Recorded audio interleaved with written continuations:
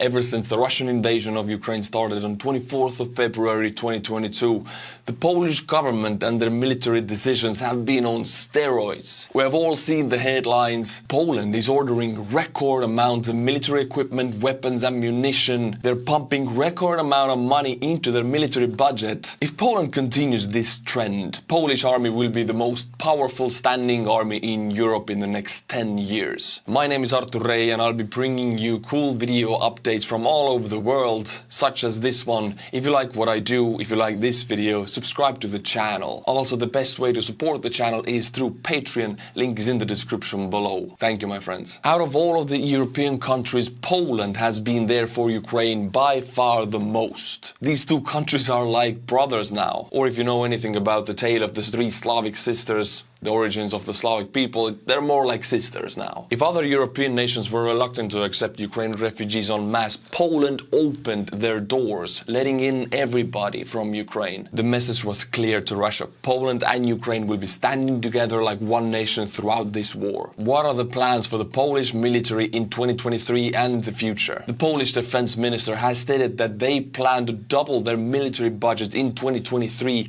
and even increase it from there in the coming years. The goal is to build up a great army that can withstand the shock of the Russian armed attack. Poland is getting ready for being attacked. They're getting ready for war. Analysts believe such actions could make the Polish army the strongest standing army in Europe. This is what the French defense website Meta Defense predicts about the Polish army in the future. By the end of the 2020s, the Polish army will include 1,500 modern tanks, 1,500 infantry fighting vehicles, 1,200 mobile artillery units, and several thousand light armor vehicles to exceed the arms capability of the French, German, UK, Italian, and the Dutch combined. In 2023, Polish government intends to spend 3% of the GDP towards military, and in the future they intend to grow their land army from 4 to 6 divisions, or up to 300,000 soldiers. The current figure of soldiers serving in the Polish army is 115,000. This change will also include a significant boost in firepower. The national defense policy excludes preemptive strikes, as it should in the European Union, but it seeks to deter any future aggression. Polish military goal is to be so powerful that no army around them dares to attack them. Poland right now could easily take on Belarus, no question asked, but then there's Russia,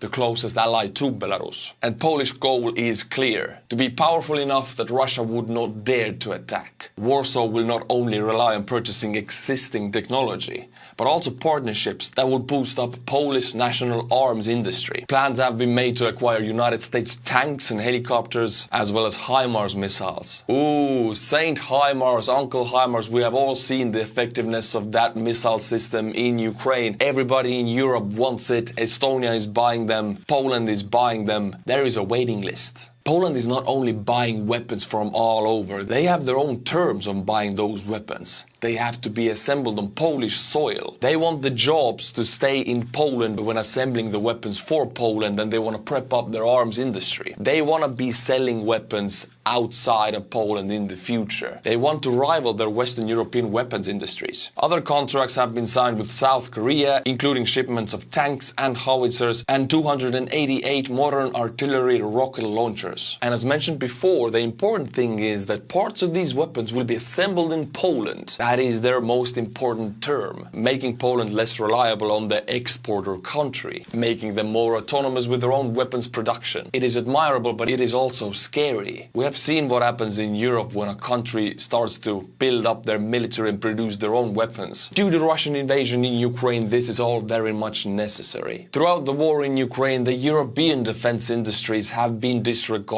in favor of the US, UK and South Korean weapons industries. Poland is right now led by a right-wing party. They have been accused in the European Union of anti-democratic moves. For example, failing to comply with the division of power demand in a democratic country. The power should be divided so there would be no corruption. This is a great political conflict going around between Poland and the European Union, going as far as the EU fining Poland for not meeting democratic requirements. This is happening right now. So we have this right-wing party making these anti-democratic moves, arming the country faster than the French retreated in 1940s, building up their defense industry. This makes me ask a lot of questions. It seems like for the leading party in Poland, it is much more important to be part of NATO than part of the European Union. The new arms deals with South Korea and the USA is a clear indication that the leading party in Poland does not want to depend on the European Union's defense guarantees anymore,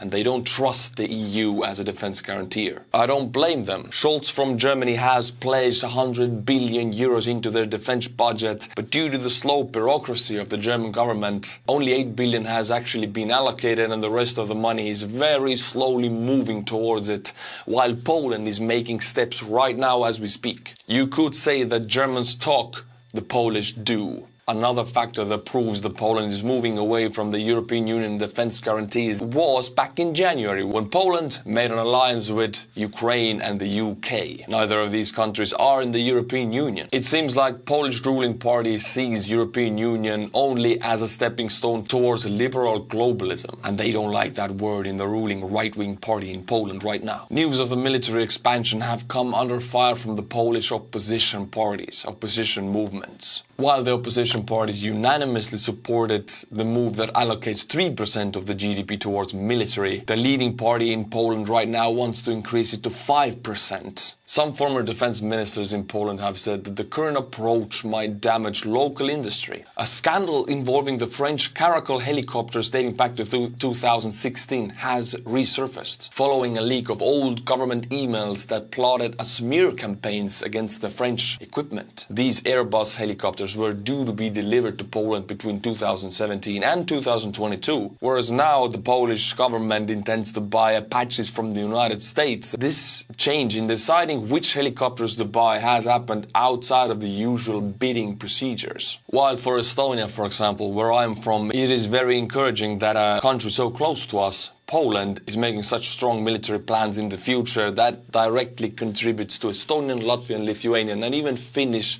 security. But the leading party in Poland making these decisions is more and more anti-European Union. They're being fined daily by the European Union for not complying with the democratic laws of the EU. Poland is a huge question mark. They are becoming more and more unpredictable. And while we can all understand why they are militarizing so fast, their leading party's anti-European Union views are worrying. Right now, Polish military policy does not include a preemptive strike or a first strike, but since there is less and less division of power, laws can be rewritten by the leading party. This policy can be rewritten, and then you have a country with the most powerful army in the world with the ability to just rewrite their laws. Maybe they will see that for their defense, preemptive strike is necessary to put into the policy. If I would be Belarus, I would be worried to my core, but if I would be Lithuania, I would also be worried. Poland and Lithuania have had a beef for a long time. Russian invasion in Ukraine might lead to the dissolution of Russia as a country when they are defeated in Ukraine. But it also led to the crazy buildup of the Polish military. So then we have a weak Russia, dismantled Russia, a weak Belarus, and an incredibly powerful Poland. This scares a lot of people in the EU, but right now it is necessary to send a message to Russia. Poland will be the military powerhouse of the region, and time will tell how they will use this power to influence the countries around their borders. Me as an Estonian, I do hope they will stick with the EU, they will definitely stay in NATO, and I would love to see us as allies in the coming years and decades. My friends, this was my video on Poland. If you enjoyed it, please subscribe to the channel and become a Patreon.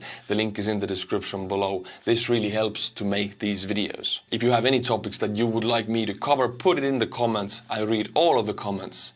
And until my next video, my friends, Slava Ukraini.